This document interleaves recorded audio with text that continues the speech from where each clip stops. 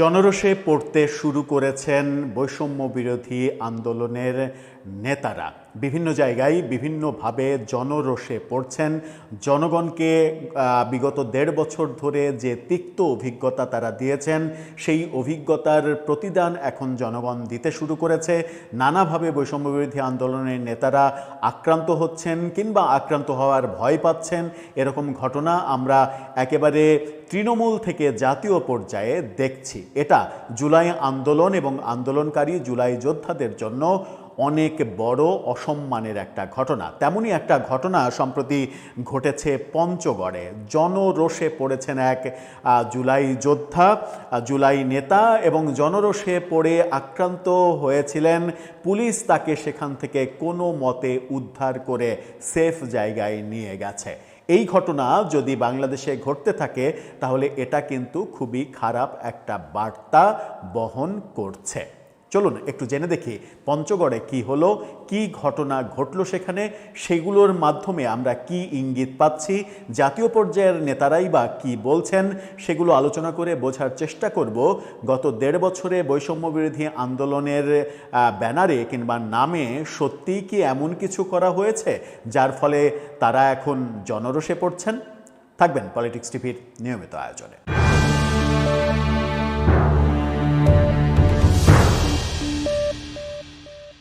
দর্শক, বলছিলাম বৈষম্য বিরোধী আন্দোলনের এক নেতা পঞ্চগড়ে জনরোষে পড়েছেন এবং তাকে সেখান থেকে পুলিশ কোনোভাবে উদ্ধার করতে পেরেছে, এরকম একটা ঘটনা ঘটেছে। গণমাধ্যমে ব্যাপারটা ফলাও করে প্রচার হয়নি, কিন্তু বাংলাদেশের টপ বাংলা গণমাধ্যম যেটি প্রথম আলোতে এই ভয়াবহ ব্যাপারটা উঠে এসেছে। অভিযোগ উঠেছে সেই বৈষম্য বিরোধী নেতা তিনি ছাত্রলীগের এক কর্মীর বাড়ির সামনে গিয়ে মব তৈরির চেষ্টা করেছিলেন। ফেসবুক লাইভে আমন্ত্রণ জানাচ্ছিলেন তাকে আসার জন্য, এবং সেখানে একটা মব তৈরির চেষ্টার ফলে এলাকার জনগণ তাকে গণধোলাই দিতে উদ্যত হয় এবং তাকে আটকে রাখে। এর মাঝে পুলিশ থানায় খবর পেয়ে যায়, পুলিশ এসে তাকে উদ্ধার করে সেখান থেকে নিয়ে যায়। ঘটনাটা বৈষম্য বিরোধী আন্দোলন এই ব্যানারটার জন্য খুবই অসম্মানজনক ব্যানার। প্রথম আলো কী বলছে, প্রথম আলোর শিরোনামটা দেখে নিন। সেখানে বলছে, পঞ্চগড়ে জনরোষ থেকে বৈষম্য বিরোধী ছাত্র আন্দোলনের নেতাকে উদ্ধার করল পুলিশ। এরপর যা জানা গেল, এরপর কি জানা গেল চলুন একটু দেখি। সেখানে একটা ছবিও তারা ব্যবহার করেছে। বলা হচ্ছে, ফেসবুক মেসেঞ্জারে হত্যার হুমকির অভিযোগ এনে এক যুবকের বাড়ির সামনে প্রতিবাদ করতে গিয়ে স্থানীয় লোকজনের তোপের মুখে পড়েছেন পঞ্চগড়ের বৈষম্য বিরোধী ছাত্র আন্দোলনের নেতা ফজলে রাব্বি। এক পর্যায়ে সেখানে তাকে ঘিরে তৈরি হওয়া জনরোষ, অর্থাৎ তাকে কেন্দ্র করে তার বিরুদ্ধে, তিনি যে মব তৈরি করতে এসেছিলেন সেই তার বিরুদ্ধে পাল্টা মব তৈরি হওয়ার চেষ্টা হয়েছিল।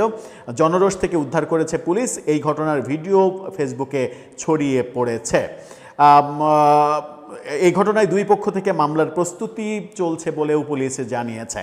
ফজলে রাব্বি পঞ্চগড় সদর উপজেলার হাড়িভাষা ইউনিয়নের হালুয়াঘাট এলাকার বাসিন্দা। তিনি পঞ্চগড় জেলা ছাত্র শিবিরের ছাত্র অধিকার সম্পাদক, আবার তিনি ছাত্র শিবিরও করেন, বৈষম্য বিরোধী নেতা ছিলেন। এর আগে বৈষম্য বিরোধী ছাত্র আন্দোলনের পঞ্চগড় জেলার সমন্বয়ক ছিলেন তিনি। পুলিশ এবং প্রত্যক্ষদর্শীদের সঙ্গে কথা বলে জানা গেছে, ফেসবুক পোস্টে মন্তব্য ও মেসেঞ্জারে বাগবিতণ্ডার জেরে সন্ধ্যার পর উপজেলার হাফিজাবাদ ইউনিয়নের কামারপাড়া এলাকায় নিষিদ্ধ ছাত্রলীগের কর্মী আব্দুর রৌফ ও তার ছোট ভাই মোহাম্মদ রাব্বানির বাড়ির পাশের সড়কে গিয়ে দাঁড়ান ফজলে রাব্বি। ফেসবুক লাইভে বলতে থাকেন, আব্দুর রৌফ ভাই আমাকে নাকি হত্যা করবে, আসো আমি এসেছি, এরকম কথা তিনি বলতে থাকেন। আমি ওর বাসার সামনে এসেছি, আমরা মৃত্যুকে ভয় পাই না, এসব বলে ফজলে রাব্বি এবং আব্দুর রৌফকে গ্রেপ্তার না করায় প্রশাসনের সমালোচনা করেন। পঞ্চগড়ে আওয়ামী লীগকে পুনর্বাসন করার অভিযোগও তিনি করেন, মানে বিএনপি পুনর্বাসন করছে। নির্বাচনের পরের দিন আওয়ামী লীগের অফিস খুলে দেন। 17 বছর কোথায় ছিলেন যারা আওয়ামী লীগ পুনর্বাসন করেন? তাদের স্পষ্ট করে বলি, হয় আমরা জুলাই বিপ্লবের বিপ্লবীরা থাকবো, নয়তো আপনারা থাকবেন। অর্থাৎ জুলাই বিপ্লবী যারা নিজেদেরকে বলেন তারা থাকবে অথবা বিএনপি থাকবে। ব্যাপারটা এরকম, বিএনপির বিরুদ্ধে এক ধরনের বিদ্রোহ। এ সময় ধীরে ধীরে সেখানে লোক জড়ো হতে থাকেন। স্থানীয় লোকজনের পাশাপাশি স্থানীয় বিএনপি এবং সহযোগী সংগঠনের নেতাকর্মীরা জড়ো হন। এক পর্যায়ে তাদের সঙ্গে ফজলে রাব্বির বাগবিতণ্ডা, ধাক্কাধাক্কি, মারামারি শুরু হয়। এ সময় ফজলে রাব্বিকে নিরাপদে রাখতে পাশের একটি বাড়িতে নিয়ে যান স্থানীয় কিছু লোকজন। ফজলে রাব্বিকে ঘিরে রেখে তিনি মব সৃষ্টি করতে এখানে এসেছেন এই অভিযোগে, অর্থাৎ ফজলে রাব্বি সেখানে মব তৈরি করতে এসেছে। মব তৈরি করতে সফল হয়নি জনতা এসে যাওয়ার কারণে। সেই মব তৈরির অভিযোগে তাকে সেখানে পাল্টা মব করার চেষ্টা করা হয়। অভিযোগ তুলে বিভিন্ন স্লোগান তারা দিতে থাকেন স্থানীয় লোকজন। খবর পেয়ে পঞ্চগড় সদর থানা পুলিশ ঘটনাস্থলে গিয়ে ফজলে রাব্বিকে উদ্ধার করে থানায় নিয়ে আসে। পরে জেলা জামাতের আমির ইকবাল হোসাইনের জিম্মায় তাকে পুলিশ ছেড়ে দেয়। ছাত্রলীগের ওই কর্মী যার বিরুদ্ধে এই অভিযোগ, তিনি বলেছেন যে 5 আগস্টের পর থেকে সামাজিক যোগাযোগ মাধ্যমে দল মতের মন্তব্য নিয়ে কাদা ছোড়াছুড়ির কারণে আমাদের একজন আরেকজনকে শত্রু ভাবা শুরু হয়। ফজলে রাব্বি কয়েকবার আমাকে হেয় করে আমার ছবি দিয়ে ফেসবুকে বিভিন্ন ধরনের পোস্ট করে এবং নানা প্রকার হয়রানি করে। বিষয়টি নিয়ে আমার পরিবারের লোকজনের মধ্যে ফজলে রাব্বিকে নিয়ে নেগেটিভ ধারণা তৈরি হয়। সেটা নিয়ে আমার ভাইয়ের সঙ্গে বাগবিতণ্ডা হয়। এতে একে অপরকে হুমকি প্রদান করে। এর জের ধরে ফজলে রাব্বি আমাদের বাড়ির সামনে এসে বেসামাল কথাবার্তা বলতে থাকে, হুমকি দিতে থাকে, মব তৈরি করার কথা বলতে থাকে। বিষয়টি আমার পাড়া প্রতিবেশী পুলিশকে জানাই। পরে পুলিশ তাকে থানায় নিয়ে যায়। এই ঘটনায় আমরা মামলা করব। অর্থাৎ আক্রান্ত যে ছাত্রলীগ কর্মী তিনি বলছেন যে আমরা আগে ফেসবুকে লেখালেখি করতাম, সেটাকে কেন্দ্র করে আমার ছবি দিয়ে যেটা করা হয়, যেটা গত 1.5 বছর করা হয়েছে, যে এ ছাত্রলীগ কর্মী, এ আওয়ামী লীগের লোক, একে ধরো, ওকে ধরো, একে পুলিশে দাও, এ অমুক জায়গায় আছে, ওকে ঘিরে ফেলো, এই ব্যাপারগুলো তো গত 1.5 বছর হয়েছে। তো সেই ব্যাপারগুলোই তুলে ধরেছেন যাকে আক্রমণ করা হয়েছে তাকে, এবং সেটা নিয়ে তার ভাইয়ের সঙ্গে একটা বাগবিতণ্ডা হয়েছে। তারপরে সেই ভদ্রলোক, বৈষম্য বিরোধী আন্দোলনের সাবেক আহ্বায়ক এবং বর্তমানে শিবিরের একজন সম্পাদকীয় পোস্টে রয়েছেন স্থানীয়, তিনি এসে বাড়ির সামনে মব তৈরি করার চেষ্টা করেন এবং লোকজনকে ফেসবুক লাইভে গিয়ে লোকজনকে জড়ো করার চেষ্টা করেন। জড়ো করে সেই বাড়িতে আক্রমণ করার ঘটনা হয়তো ঘটতো, হয়তো পুড়িয়ে দেওয়া হতো বাড়ি। এই ব্যাপারগুলো হতে পারত যদি না স্থানীয় জনগণ সেখানে এসে পৌঁছাতো। এবং স্থানীয় জনগণ এসে এই যে মব করার চেষ্টা, তাকে আটকে ফেলে পাল্টা মব তার উপরে তৈরি করার যে চেষ্টা হয়, এই ব্যাপারগুলো একটা বার্তা দিচ্ছে। সেটা হচ্ছে যে বৈষম্য বিরোধী আন্দোলনের বিভিন্ন নেতারা এইভাবে যদি জনরোষে পড়তে থাকেন, এটা বৈষম্য বিরোধী আন্দোলনের জন্য, জুলাই যুদ্ধের জন্য, জুলাই যোদ্ধাদের জন্য এটা অসম্মানজনক। এই অসম্মানজনক ঘটনাগুলো তাহলে কেন ঘটছে? ঘটার একটা বড় কারণ হচ্ছে প্রফেসর ইউনূসের 1.5 বছরের শাসনামলে এহেন কোনো কাজ নেই যেটা ক্ষমতার প্রয়োগ কিংবা বল প্রয়োগ, আমরা ক্ষমতায় আছি, আমরা এখন যা ইচ্ছা তাই করব। যেমন এই প্রফেসর ইউনূস সরকার বিদায় নেওয়ার পরে সার্জিস আলম তো স্বীকার করেই ফেলেছেন যে প্রফেসর ইউনূস নাই, তাকে আমরা জনগণ মিস করতে থাকবে। আমরা কত স্বাধীন ছিলাম, কত ফ্রিডম আমাদের ছিল, যা ইচ্ছা তাই করতে পারছি। এগুলো কিন্তু তিনি স্বীকার করে নিয়েছেন। ইচ্ছা করলে ছাত্ররা ঢুকে যেতে পারছে সচিবালয়ে, ইচ্ছা করলে এটা করতে পারছে, ওটা করতে পারছে, প্রকাশ্যে স্বীকার করে নিয়েছেন সার্জিস আলম।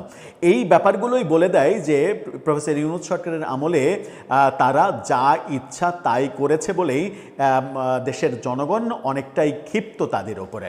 এবং এই ব্যাপারগুলো যেমন চলছে, ক্ষিপ্তর ব্যাপারগুলো যেমন চলছে, কারণ তারা আবার ক্ষমতায় যেতে পারেনি। তারা যদি ক্ষমতায় যেতে পারতেন তাহলে দৃশ্যটা উল্টো হতে পারত। আবার যখন আমরা দেখছি যে সরকারের পক্ষ থেকে ওই সময়ের পুলিশ হত্যাকাণ্ডের তদন্তের সিদ্ধান্ত যখন নেওয়া হয়েছে, তখন অনেক বৈষম্য বিরোধী আন্দোলনের নেতা কিংবা সম্মুখ সারির জাতীয় নেতারা এবং নতুন দলের একেবারে শীর্ষ নেতারা পর্যন্ত এই ব্যাপারটা নিয়ে একটু ভয় পাচ্ছেন। ভয় পাওয়ার কারণ হচ্ছে ইতিমধ্যেই গত 1.5 বছরে যেটা হয়েছে সেটা হচ্ছে যে অনেকের স্বীকারোক্তি টেলিভিশনের পর্দায় প্রচারিত হয়েছে। পুলিশ হত্যাকাণ্ডের যে ব্যাপারগুলো, এই কারণে তারা ভয় পাচ্ছে যে এতে না তাদেরকে ফেঁসে যেতে হয়। কিন্তু আমরা দেখেছি যে বৈষম্যবিরোধী আন্দোলনের সম্মুখ সারির যারা যোদ্ধা ছিলেন তারা তো কোনো পুলিশকে মারেননি, তাদেরকে কেউ কোনো পুলিশকে মারার কোনো একটা স্টিল ছবি, ভিডিও তো অনেক দূরের কথা, স্টিল ছবিও দেখা যায়নি। তাহলে তাদের মধ্যে ভয়টা কাজ করবে কেন? কেন নানাভাবে ন্যারেটিভ তৈরি করার চেষ্টা করা হবে যে মীমাংসিত বিষয়, অর্থাৎ প্রফেসর ইউনূস ওইটার ইন্ডেমনিটি দিয়ে দিয়েছেন, পুলিশ হত্যাকাণ্ডের কোনো বিচার করা যাবে না, মীমাংসিত বিষয়ে আবার সরকার উদ্যোগ নিচ্ছে, এরকম কথা কেন সরকারকে বলা হচ্ছে? সরকারের কাজ তো বিচার নিশ্চিত করা, যে যেভাবে অপরাধ করেছে তার সেই অপরাধের বিচার হওয়াটাই বিচারের শাসন, আইনের শাসন।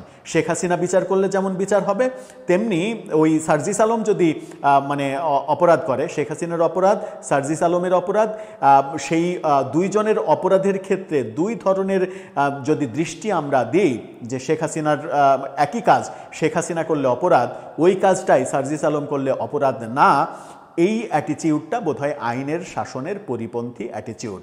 আমাদের অ্যাটিটিউডটা এমনটাই হওয়া উচিত যে অপরাধী অপরাধী, অপরাধীর একমাত্র পরিচয় অপরাধী, যে অপরাধ করবে তার শাস্তি হবে, সেটা শেখ হাসিনা হোক আর সেটা বৈষম্যবিরোধী আন্দোলনের কেউ সদস্য হোক আর নেতা হোক আর যেই হোক না কেন। দর্শক, আপনার ভাবনা কি? এই যে সিচুয়েশন তৈরি হচ্ছে, এই যে জনরোষে পড়ার ব্যাপারগুলো আমরা দেখছি, এটা ভবিষ্যতে কোন দিকে যাবার ইঙ্গিত দিচ্ছে?